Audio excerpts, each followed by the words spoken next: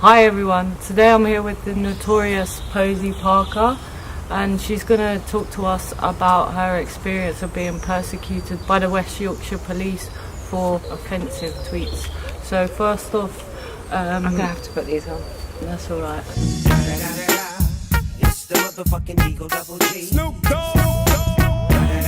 So you first heard from the police when, and what did they say to you? So I first heard from the police in early February, and they said that there'd been some reports of offensive tweets. Somebody made a complaint, and I was quite shocked when they said it was Susie Green from Mermaids. Just for people who don't know, what is Mermaids? Mermaids started out as a sort of a parent support group for gender confused children. And it's turned into sort of quite a big, monstrous thing, including lobbying, campaigning, and just indoctrinating kids, I think, into transgender ideology. And what's their relationship with West Yorkshire Police? They had gone into West Yorkshire Police to train them on transgender issues and gender spectrum.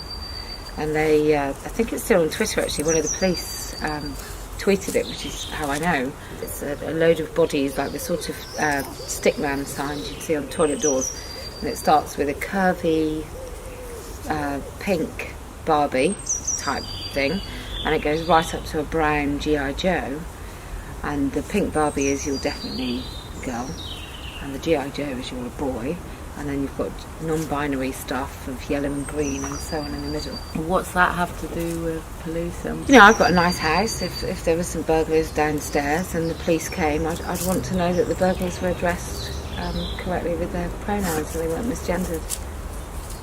I don't shit, you fucking cunt! My pronouns are they! I don't care about your pronouns. So what did the police say? They said there's offensive tweets. Did they tell you to come down the station? Did they arrest you? What happened? They did actually ask me if I would go up to Leeds, because that's what you want to do. Far away yeah, from I'd want to travel, you know, a 9-hour round trip.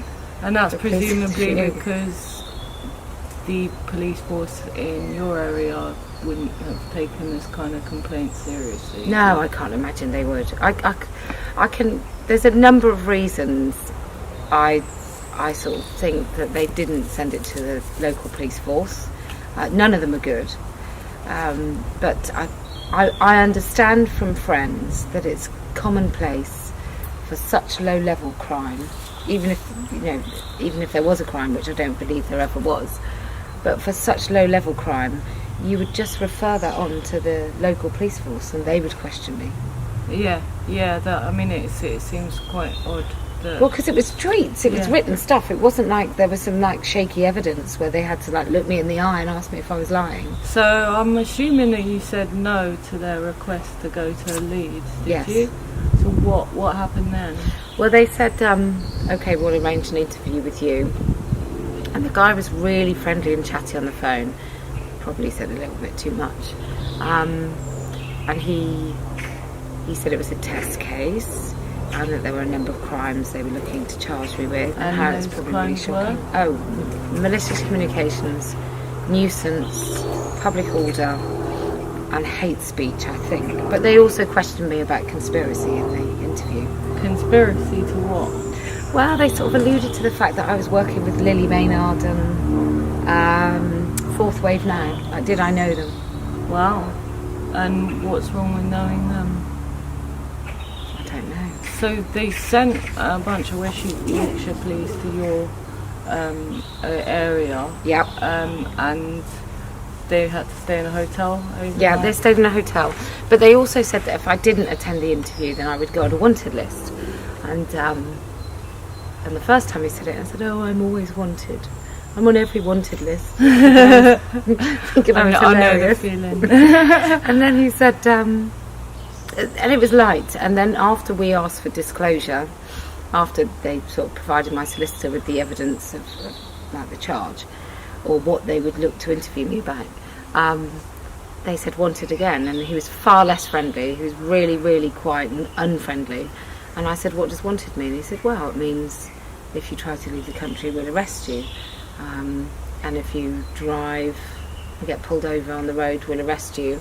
And he said some other things which I don't recall. And then he said, and if you don't, if that doesn't happen and the local force come round to arrest you, then you'll be waiting in the police cells a long time, because it's really far from West Yorkshire. What, so they'd have to transfer you to West Yorkshire? No, I'd have to wait in the cells. That's crazy. And so what did your solicitor say when they said that they'd arrest you? Is that legal? I think that's true. Yeah. I think if the police want to interview you under caution and you decide not to cooperate, then they can arrest you. I would have assumed that you can't restrict people's freedoms if they haven't been charged with a crime. But this is 2018. So you went to the interview, and after the interview, they obviously decided whether they were going to send it to the CPS. Yeah. Or not. And what was the outcome of that? I've not been charged.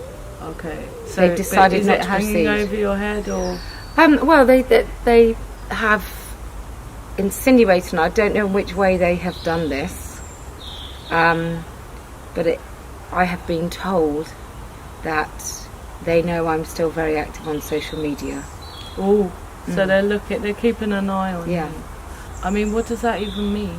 I don't know, I sort of feel it's more sinister, because at least with the tweets about the castration, about Susie Green, and about the CEO of Mermaids often, I don't even know if I always named her. I don't want to misrepresent the truth. I genuinely can't We've got remember. the tweets, and I'll put a link to them in the description. How did the police find out that you Posie, because Posie Parker's not your real name, how did they find out it was you? Well, apparently Susie Green reported me sort of July, August. It took them until February to contact me, because they had to get my details from Twitter.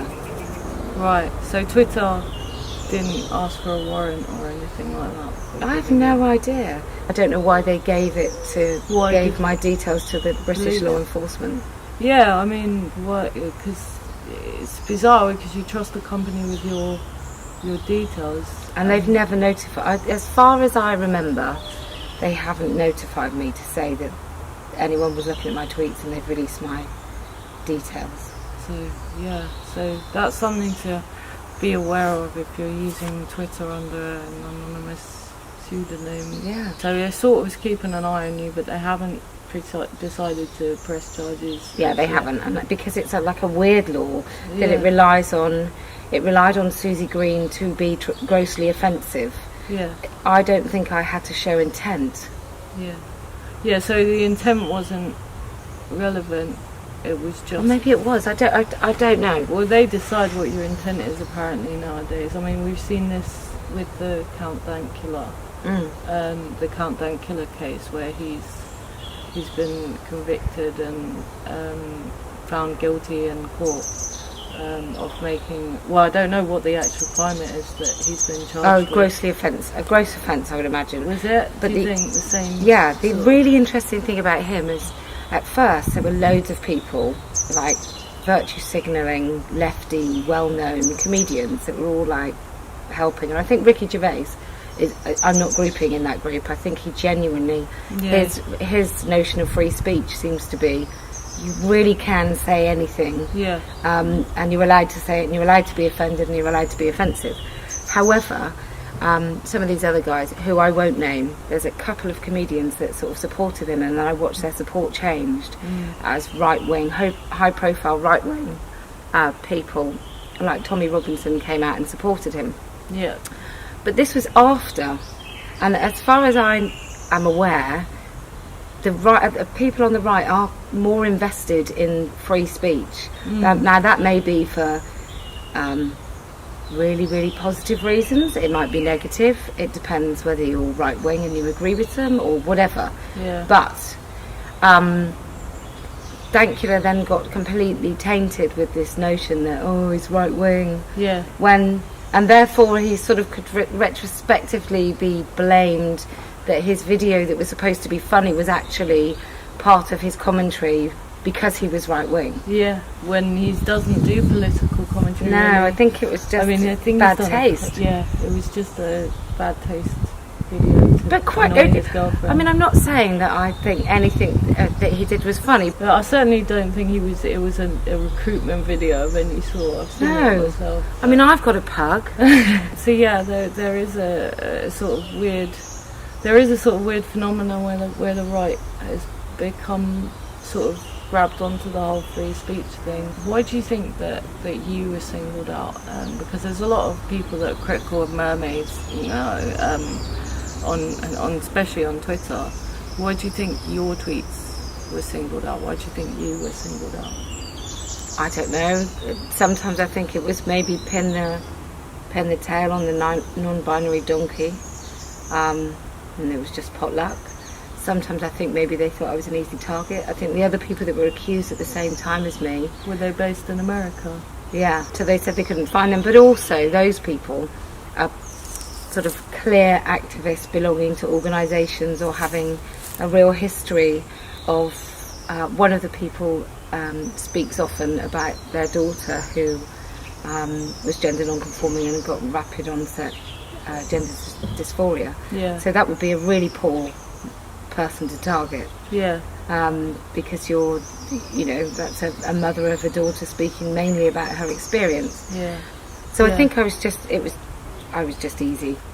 I mean, I'm not. Yeah, obviously. Yeah, I mean, they've obviously realised since that you've got a tremendous amount of support. I'm not a minority group. Yeah. I'm not a gender non-conforming lesbian. I'm really boring. John Lewis do a marketing campaign. I'm one of the people they're considering because I've got the money, as in the purse strings, not I've got money. But I'm heterosexual. I'm a stay-at-home mother. I'm happily married. I live in the middle of kind of nowhere special. I'm left-wing and I'm a feminist, so I can't be accused of being a right-wing Christian bigot. Yeah. So they lose... I don't get to be a competing group. You've managed to get the support from the feminists and the right, which is quite... and some sceptics, so some of the left-wing yeah. sceptics that do care about free speech. Yeah. And actually, I think more people that came sort of across my cause from the free speech angle, I think most of them are horrified about the whole transing of children. Yeah, I think most people are actually. I mean, which is why it's scary that Mermaids are trying to push for, a landmark case like yours could have been, to silence people who criticise, the transing of children. But can you imagine if they won? Yeah. Can you imagine if I was found guilty? I mean, what law is next? What next is going to be the next pull back on the free speech that we lose? But who knew that saying that you think it's abuse to do that to a 16-year-old? You can't say that it's wrong to castrate a 16-year-old boy when it's illegal in this country, and it's now illegal in Thailand as well. So yeah. If you can't criticise that, you can't stop it from happening. I think if she insisted that he had a stretcher in his cheek, we'd all be quite appalled. Yeah, I mean, you can't get a tattoo until you're 18. No. And rightfully so. You can't have a drink. You can't get pissed. No. Until you're 18. No, you can't do anything because you're still a child. Yeah, and you can't possibly manage the consequences of something like alcohol. Yeah. Yeah. But you I can can't manage the consequences of it today, I have to say. I'm feeling mighty well. Magdalen on the mic, representing. So, where do people go? They want to find out more about you, what you're up to now in response to this, because obviously you've been persecuted for having an opinion. You've been speaking yesterday in Bristol about this, and you spoke at the Westminster a few weeks ago about it, and set up a YouTube channel. Yeah, so I've got that's just the Posie Parker on YouTube. So check the Posie Parker on YouTube. I'll put a link in the description, and your website, is www.theposieparker.com. And the offending Twitter account? @theposieparker. And there will be name changes frequently to include something from 1984, because I've read a book. If you like this video, please share it around.